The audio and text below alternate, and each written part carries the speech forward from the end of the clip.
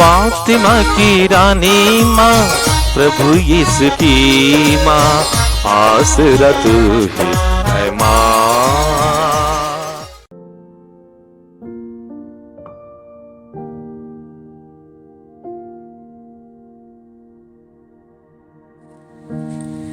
पहला पाठ एजरा का ग्रंथ, अध्याय 9, पद संख्याएं 5 से 9 तक। मैं एजरा संध्याकालीन यज्ञ के समय तक अवाक बैठा रहा। तब मैं अपने विषाद की अवस्था से जगा। मेरा कुर्ता और मेरी चादर फटी हुई थी। मैं घुटनों के बल गिरकर और अपने प्रभु ईश्वर की ओर हाथ फैलाकर इस प्रकार प्रार्थना करने लगा। हे मेरे ईश्वर, मैं इतना लज्जित हूँ कि तेरी ओर दृष्टि लगाने का साहस नहीं हो रहा है, क्योंकि हम अपने पापों में डूब गए हैं और हमारा दोष आकाश छूने लगा है। अपने पूर्वजों के समय से आज तक हम भारी अपराध करते आ रहे हैं। अपने पापों के कारण हम हमारे राजा और हमारे याजक विदेशी राजाओं के हाथ तलवार, निर्वासन, लूट और अपमान के हवाले कर दिए गए, जैसे कि आज हमारी दुर्गति है।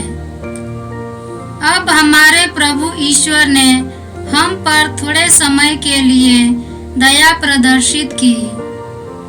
उसने कुछ लोगों को निर्वासन से वापस बुलाया और हमें अपने पवित्र स्थान में शरण दी है। उसने हमारी आँखों को फिर ज्योति प्रदान की और हमें हमारी दास्ता में विश्राम दिया है, क्योंकि हम दास ही हैं। किंतु हमारे ईश्वर ने हमें हमारी दास्ता में नहीं त्यागा और हमें फारस के राजाओं का कृपा पात्र बनाया है। उन्होंने हमें हमारे ईश्वर का मंदिर फिर बनाने और उसका पुनरुद्धार करने की अनुमति दी और यूदा तथा यरूशलेम में सुरक्षित स्थान दिलाया है। यह प्रभु की वाणी है। ईश्वर को धन्यवाद। भजन अनुवाक्य। अनादि अनंत ईश्वर धन्य है। अनादि अनंत ईश्वर धन्य है। ईश्वर मारता भी है और दया भी करता है। वह अधोलोक में भी डालता है और उसमें से निकालता भी है।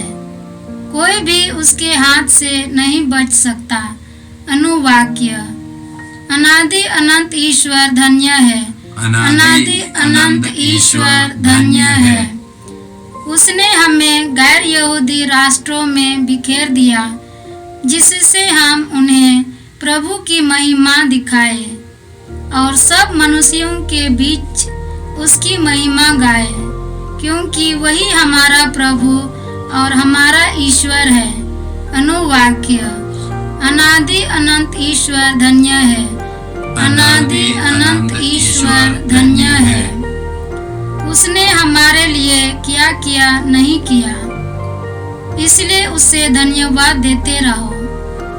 न्यायी प्रभु को धन्य कहो और युगों के राजा की स्तुति करो। अनुवाक्य। अनादि अनंत ईश्वर धन्य है। अनादि अनंत ईश्वर धन्य है। मैं निर्वासित होते हुए भी उसका स्तुति गान करूंगा। मैं इस पापी राष्ट्र के सामने उसके सामर्थ्य और महिमा का बखान करूंगा। अनुवाक्य। अनादि अनंत ईश्वर धन्य है। अनादि अनंत ईश्वर धन्य है। हे पापियों, उसके पास लौट जाओ, उसके सामने सदाचरण करो। उस पर भरोसा रखो जिससे वह द्रवित होकर तुम पर दया दृष्टि करे। अनुवाक्य। अनादि अनंत ईश्वर धन्य है। अनादि अनंत ईश्वर धन्य है। जय घोष। हालेलुया। ईश्वर का राज्य निकट आ गया है। पश्चाताप करो और सुसमाचार में विश्वास करो। हालेलुया। प्रभु आप लोगों के साथ हो और आपकी आत्मा के साथ। संत लूकस के अनुसार प्रभु यीशु ख्रिस्त का पवित्र सुसमाचार। हे प्रभु तेरी महिमा हो। यीशु ने 12 को बुलाकर उन्हें सब अपदूतों का सामर्थ्य और अधिकार दिया और रोगों को दूर करने की शक्ति प्रदान की। तब यीशु ने उन्हें ईश्वर के राज्य का सुसमाचार सुनाने और बीमारों को चंगा करने भेजा। उन्होंने उनसे कहा, रास्ते के लिए कुछ भी न ले जाओ, न लाठी, न झोली, न रोटी, न रुपया। अपने लिए 2 कुर्ते भी न रखो। जिस घर में ठहरने जाओ, नगर से विदा होने तक वहीं रहो। यदि लोग तुम्हारा स्वागत न करें, तो उनके नगर से निकलकर उन्हें चेतावनी देने के लिए अपने पैरों की धूल झाड़ दो। वे चले गए और सुसमाचार सुनाते और लोगों को चंगा करते हुए गांव-गांव घूमने लगे। यह प्रभु का सुसमाचार है। हे ख्रिस्त तेरी स्तुति हो। ख्रिस्त में प्यारे भाइयों और बहनों, प्रभु यीशु कहते हैं, समय पूरा हो गया है। ईश्वर का राज्य निकट आ गया है। पश्चाताप करो और सुसमाचार में विश्वास करो। राजा दारा के समय जब इस्राएली अपने पापों के कारण निर्वासित कर दिए गए, नबी एजरा को मंदिर के निर्माण हेतु वहां भेजा गया। वहां जाकर वह फूट फूट कर रोता है। उसके पूर्वजों द्वारा जो भी कुकर्म किया, जिसके कारण उसका पूरा राजपाट चौपट हो गया, इसको लेकर वह पश्चाताप करता है। अपने पूर्वजों के पापों के कारण, जिसके कारण वे निर्वासित किए गए थे, और ईश्वर उन सबों पर फिर दया करता है और फिर से मंदिर को बनाने के लिए राजा दारा को नियुक्त करता है, जो उनके अनुयायियों को वहां पर भेजता है और उसकी मदद भी करता है। उसी प्रकार ईश्वर अपने शिष्यों को दो दो करके भेजता है। उन्होंने जो कार्य किया था, मिशन कार्य किया था, उसी कार्य का अधिकार उसे प्रदान किया। उसने सभी अपदूतों पर और उस पर अधिकार करने वाले शैतान के सभी शक्तियों पर उसको अधिकार प्रदान करता है। रोगियों को दूर करने के लिए उन्हें शक्ति प्रदान करता है। ईश्वर के सुसमाचार और उनको भला चंगा करने के लिए भेजता है। वह यह कहता है कि पूर्ण रूपेण ईश्वर पर भरोसा करे और अपना काम करता जाए, क्योंकि ईश्वर उनके साथ है। पवित्र आत्मा की शक्ति उनके साथ है। जब यीशु मरने वाले थे, मरने से पहले उन्होंने अपने शिष्यों से वादा किया था कि मैं तुम्हें अनाथ और अकेला छोड़कर नहीं जाऊंगा। मैं अपनी सहायक पवित्र आत्मा को भेजूंगा जो सदा तेरे साथ रहेगा।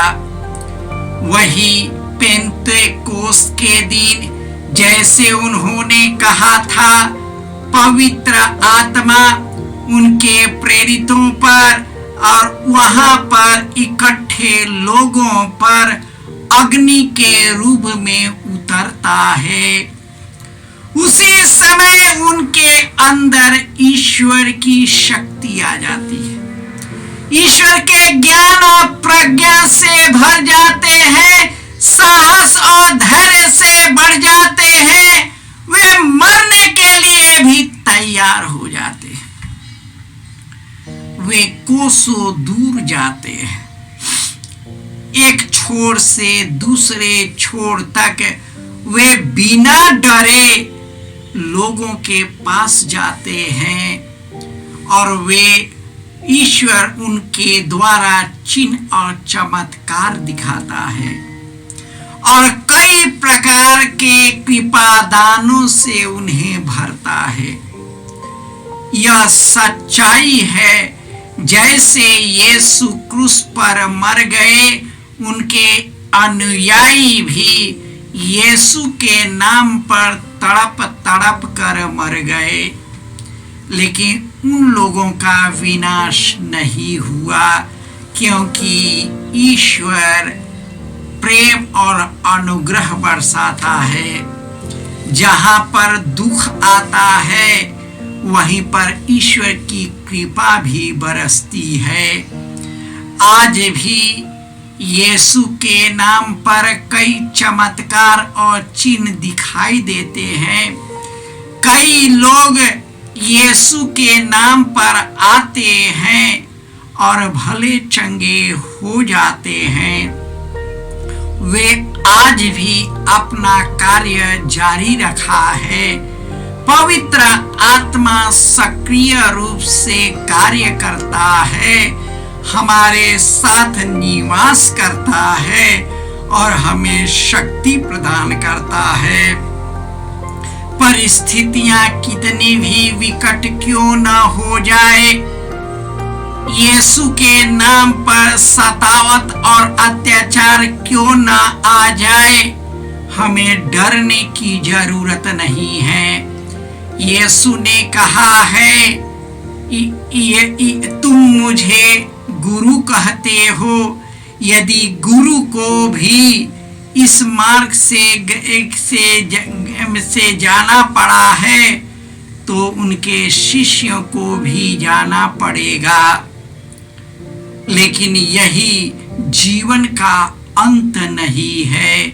जो यीशु में जीता है, वह उसके द्वारा जीवन भी पाता है। इसलिए हम नहीं डरते, क्योंकि यीशु हमारे साथ है। हे प्रभु यीशु, तूने हमें अपने हाथों से बनाया। ईश्वर ने तेरे हाथों से संसार की सृष्टि की और हम सबों को प्रेम से गढ़ा है। हे प्रभु, तूने जो भी कार्य किया है वह सब अधिकार हम सबों को प्रदान किया है।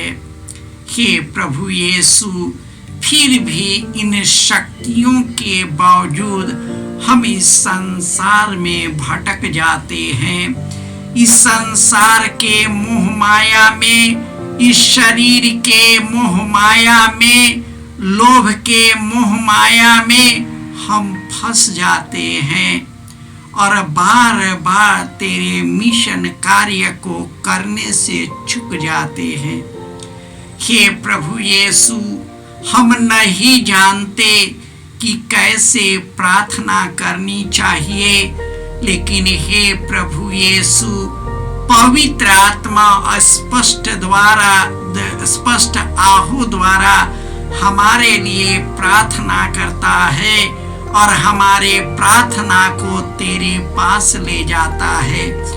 वही पवित्र आत्मा द्वारा हम संचालित रहे, ताकि हे प्रभु तेरे ही मार्ग, सत्य और जीवन पर चल सके और हम भी तेरे मिशन कार्य को करने के लिए सक्षम हो सके। जय यीशु। जय यीशु क्रिस्त में प्रिय भाई और बहनों, प्रभु यीशु ने हमें आदेश दिया है संसार के कोने कोने में जाकर सारी सृष्टि को सुसमाचार सुनाओ। सुसमाचार सुनने के लिए और सुनाने के लिए एक अच्छा मौका है। आप कृपया इस चैनल का सब्सक्राइब करें, लाइक करें, शेयर करें, बेल आइकन दबाएं, ताकि यहाँ की नई वीडियोस की सूचना आपको मिलती रहेगी। साथ साथ आप दूसरों को भी प्रेरणा दें इसका सब्सक्राइब करने के लिए।